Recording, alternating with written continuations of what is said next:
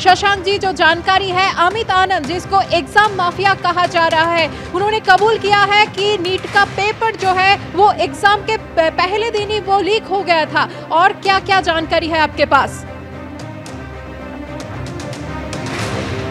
देखिए, NEET paper leak मामले में बिहार में 13 आरोपियों को गिरफ्तार कर जेल भेजा गया था नीट परीक्षा के बाद। उसमें परीक्षा माफिया अमित आनंद भी शामिल है। उसके कबूलनामे की कॉपी एबीपी नेटवर्क के पास है। उसने कहा है कि 5 को परीक्षा थी, लेकिन उसके एक दिन पहले 4 मई को ही प्रश्न पत्र हमने लीक करवाया और उत्तर के साथ बच्चों को दिया। बच्चों को रात भर परीक्षा में जो सवाल पूछे जाने थे वो उसका उत्तर रटवाया गया 4 मई की रात को, और 5 मई को परीक्षा में बिल्कुल वही प्रश्न पत्र आया। और वो ये भी कह रहा है कि प्रश्न पत्र देने के बदले अभ्यर्थियों से 30 से 32 लाख रुपए लिए गए थे। मैं अपना अपराध स्वीकार करता हूं। वो ये भी कहा है उसने पुलिस पूछताछ में अपने कबूलनामे में कि मैं पहले से विभिन्न प्रतियोगिता परीक्षा का पेपर लीक कराता रहा हूं और बच्चों को पास करवाता रहा हूं।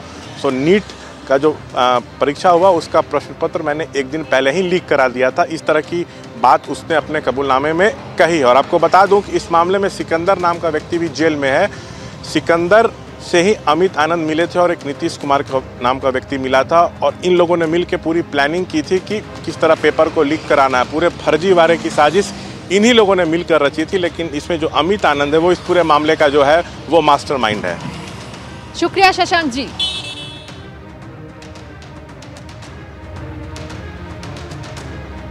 नीट পরীক্ষায় দুর্নীতির অভিযোগে যখন তোলপাড় হয়েছে দেশ, তখনই ইউজিসি নেটকে নিয়ে নতুন করে বিতর্ক তৈরি হয়েছে। তার কারণ 18 তারিখ হয়েছিল ইউজিসি নেটের পরীক্ষা, আর পরীক্ষার 24 ঘন্টার মধ্যেই সেই পরীক্ষা বাতিল করে দিল কেন্দ্রীয় শিক্ষা মন্ত্রক। নতুন করে সেই পরীক্ষা নেওয়া হবে বলে জানানো হয়েছে, তবে কবে সেই পরীক্ষা নেওয়া হবে তা এখনো জানায়নি কেন্দ্রীয় শিক্ষা মন্ত্রক।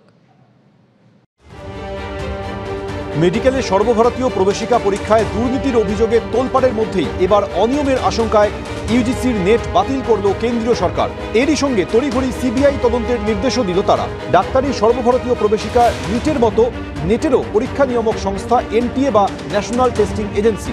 মঙ্গলবারই 9 লক্ষেরও বেশি পরীক্ষার্থী ইউজিসি নেট দেয়, কিন্তু এর 24 ঘন্টার মধ্যেই পরীক্ষায় অস্বচ্ছতার আশঙ্কায় কেন্দ্রীয় শিক্ষা মন্ত্রক এই সর্বভারতীয় পরীক্ষা বাতিল করল।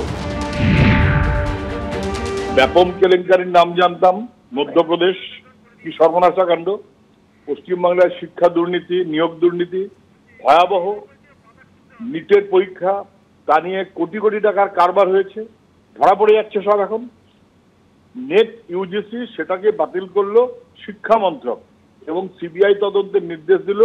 কোনো রকমে যদি ধামাচাপা দেওয়া যায় তার একটা চেষ্টা। ইউজিসি নেট পাশ করলে অ্যাসিস্ট্যান্ট প্রফেসরের চাকরি পাওয়ার যোগ্যতা অর্জন করেন পরীক্ষার্থীরা।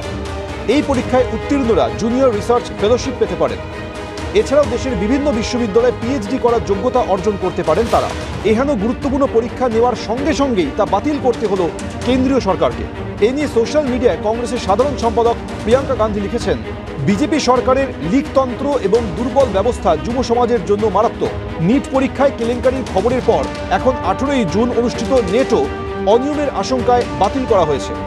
জবাবদিহি কি করবেন? এই দুর্বল ব্যবস্থার দায় কি শিক্ষামন্ত্রী নেবেন?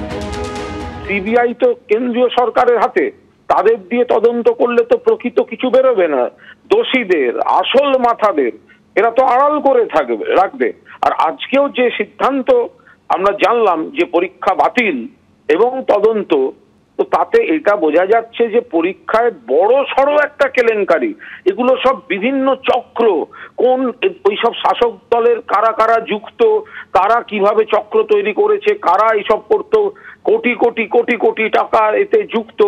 অবিলম্বে পুরোদস্তুর মহামান্য কোনো সুপ্রিম কোর্টের বিচারপতির নেতৃত্বে তদন্ত চাই, আর এদের প্রত্যেককে কাস্টাডিতে নিয়ে ইন্টারোগেট করতে হবে।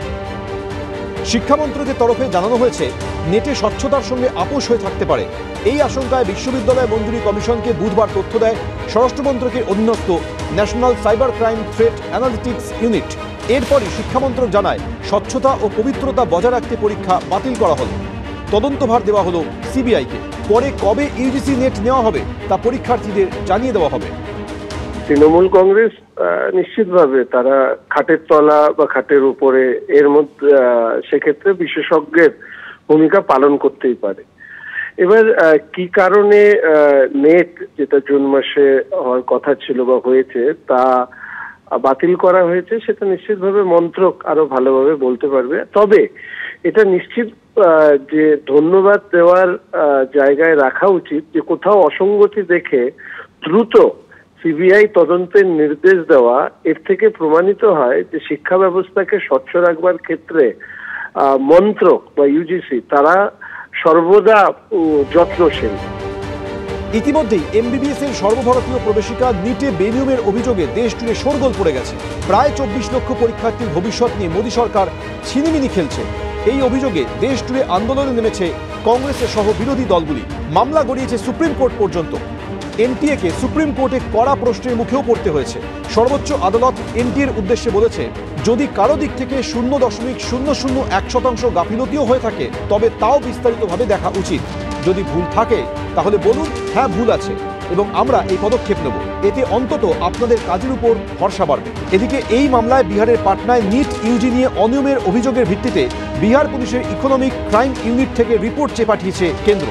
এবিপি আনন্দ।